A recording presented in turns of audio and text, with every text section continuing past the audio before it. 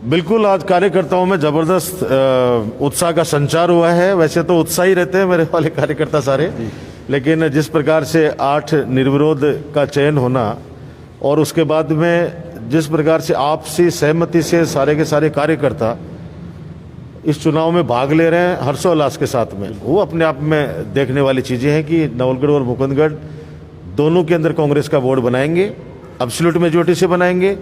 और 5 साल के अंदर नवलगढ़ मुकुंदगढ़ के अंदर जो नगर पालिका क्षेत्र के अंदर जो ऐतिहासिक कार्य हुए हैं, उन कार्यों की बदौलत आम जनता, 36 कौम की जनता है, वो आशीर्वाद देना चाहती है, दोबारा कांग्रेस का बोर्ड बनाना चाहती है।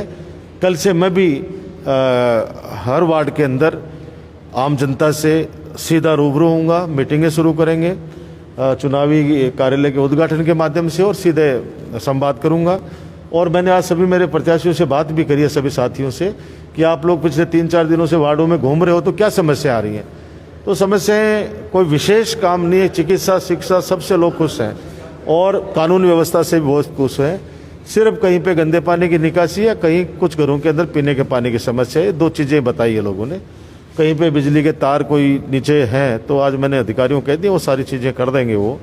और मार्च में हम लोग सीवरेज को शुरू कर देंगे और उसके बाद में एक बहुत खुशी का और मौका आने वाला है कि 35 करोड़ रुपए का ड्रेनेज की योजना वो अगले 2-3 महीने के अंदर स्वीकृत होकर आ जाएगी। तो जो रोजमर्रा का पानी हो तो सीवरेज के माध्यम से चला जाएगा, लेकिन जो बारिश का पानी की जो मेन समस्या रहती है वो ड्रेनेज के माध्यम से हम लोग दूर ले जाकर उस पानी को छोड़ेंगे।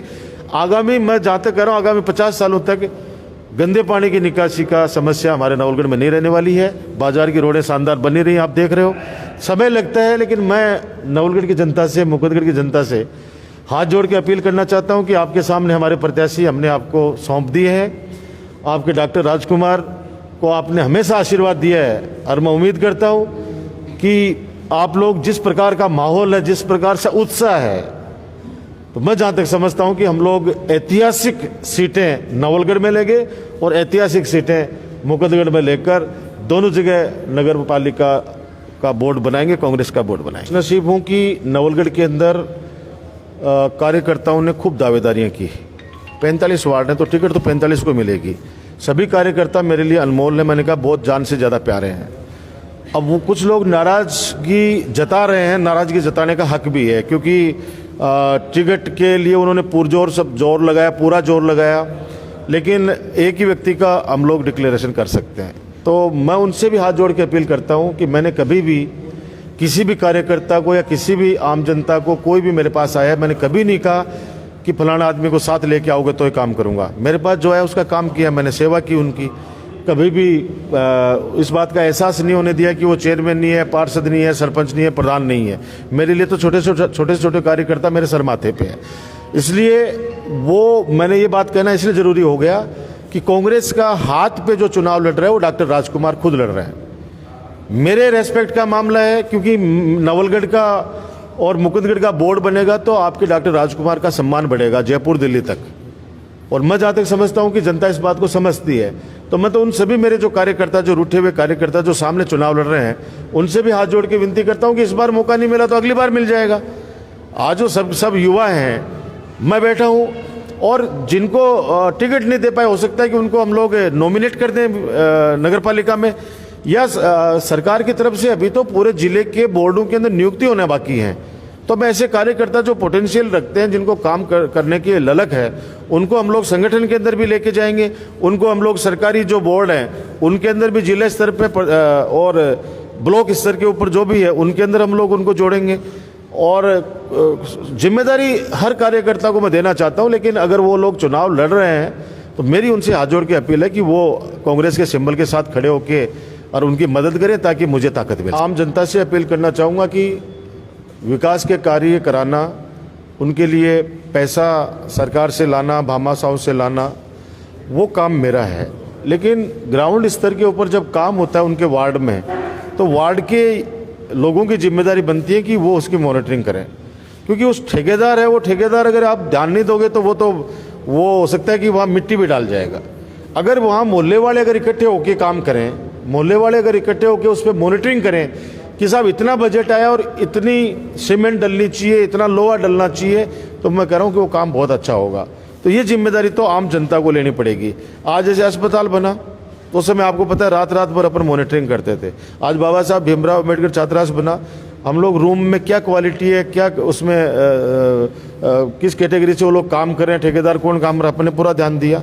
सीवरेज के अंदर भी जहाँ जहाँ मैं जब तक मेरी कोशिश रहती है मैं भी देखता हूँ, लेकिन जहाँ पे भी लापरवाही थोड़ी सी भी गड़बड़ काम कर दी है, कुछ रोडें ताज़ा बनी वो टूट गई। तो ये जिम्मेदारी मैं तो वार्ड के लोगों को कहना चाहता हूँ कि आप लोग जागरूक हैं, आप लोग उस काम के अंदर मॉनिटरिंग कर लेंगे, थोड़ा सा समय दे देंगे तो काम अच्छा हो जाता हूँ कि वो सर्टिफिकेट मैं लेके बैठा हूँ, कोई मुझे उनके कोई वो नहीं करना। प्रत्याशी मेरे हैं, साथी मेरे हैं, नगर पालिका हमारी है, जनता हमारी है। जो भी नुमाइंदा बनेगा वो कार्यकर्ता मुझसे बनेगा। आपको पता है कि पूरे देश में आपने एक अलग नवलगढ़ में चीज़ देखी होगी कि डॉक्टर राजकुमार ने हमेशा कहा कि झुंझुनू जिले के अंदर डॉक्टर राजकुमार शर्मा अपने परिवार के लिए, अपने लिए सिर्फ एक वोट मांगेगा जीवन में, बाकी के सारे वोट पंच से लेके प्रमुख तक वो मेरे कार्यकर्ताओं के लिए मांगूंगा। आपको पता है कि हम लोग सारा परिवार, हम लोग कार्यकर्ताओं का एक परिवार है, कार्यकर्ताओं के लिए वोट मांग रहा हूँ। चेयरमैन इन्हीं में से एक बनना है, एक कार्यकर्ता के परिवार में से। बल्कि लोग क्या कोशिश करते हैं कि किसी की बीवी बन जाए, किसी का भाई बन जाए, किसी का पापा बन जाए, किसी की माँ बन जाए। मैं कभी भी ऐसे नहीं करता। मेरे कार्यकर्ताओं की चीज़ें वो कार्यकर्ताओं के लिए छोड़ता हूँ। मैं तो एक वोट लेता हूँ एमएलए का, वो भी कर्ज चुका दूँ जनता का, वो मेरे लिए बहुत बड़ी बात है। मैंने आपको कहा कि जब तक मेरा मन है सेवा करने का, जब तक करूंगा। मैं कभी जनता पे बोझ बन के काम नहीं करना चाहता, मैं पसंद बन के रहना चाहता हूँ।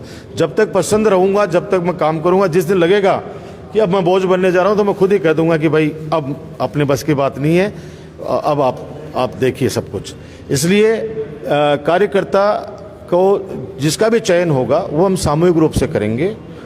मैं किसी पे मेरी राय थोपता नहीं हूँ, कभी नहीं थोपता मैं, लेकिन इतनी उम्मीद जरूर करता हूँ कि अनुशासन के अंदर बंधना ये हर व्यक्ति का, हर कार्यकर्ता का काम है। आपने देखा होगा कि जब सरकार पे संकट आया, हम लोग हमारा घर बार छोड़ के 1.5 महीने तक होटलों के अंदर रहे, परिवार को छोड़ के। वो इसलिए कि मुख्यमंत्री जी का आदेश था, पार्टी का आदेश था कि अभी संकट का दौर है, सब लोग एक साथ रहिए। तो हमने ईमानदारी से हमारी सरकार को बचाया जो जनता के द्वारा चुनी हुई थी। तो मैं भी उम्मीद करता हूं कि एक अनुशासन में रहते हुए पार्टी के आदेशों को मानना पड़ेगा। और मैं सौभाग्यशाली हूं कि कभी अपने प्रधान में आपने देखा होगा खूब चर्चाएं बाहर फैल रही थी, ऐसे हो जाएगा, बगावत हो जाएगी, कुछ नहीं है।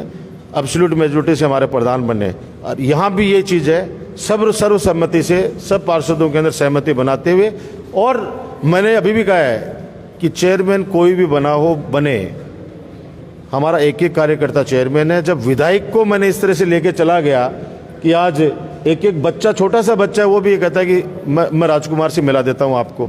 तो हमने कार्य को विस्तार दिया है, हमने उसको समेटा नहीं है, हमने विस्तार दिया है कि नहीं, हम लोग सब लोग एक हैं। वैसे ही आपने देखा हमारे प्रधान का एक स्टेटमेंट है कि मैं अकेला प्रधान नहीं हूँ, मेरे जितने भी मेंबर हैं वो सारे के सारे प्रधान हैं। वैसे ही चेयरमैन एक व्यक्ति को बनना होता है, लेकिन काम सब सामूहिक रूप से करते हैं। इसलिए निश्चिंत रहिए कि हमारे जन भावना, हमारे जो जीत के आएंगे उन पार्षदों की भावना और सबका ध्यान में रखते हुए हम लोग चयन करेंगे।